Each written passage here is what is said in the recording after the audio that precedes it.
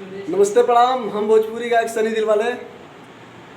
आज हमारे गाना के शूटिंग होता, कुशीनगर घुमा दो ये पिया, और कॉमेडी गाना के भी शूट होता। और गोरखपुर में हम लोग हैं। देखिए हमारे वीडियो में काम कर रही हैं रचना सिंह, जिनका वो गोंडा जिला से चल कर आई हैं। थोड़ा एक बार देखिएगा जी।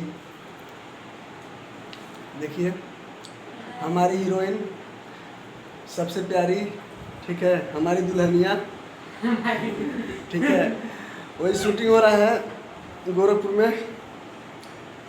और भैया आप लोग कैसे हैं? ठीक है, कमेंट करके बताइएगा गाना कैसा है।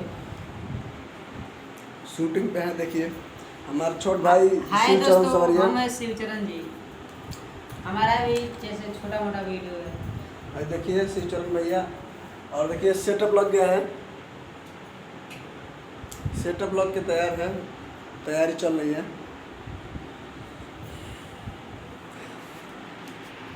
एक बार छिकनी ही को सके रे यारावा, सर्द मौगी भाग गईल।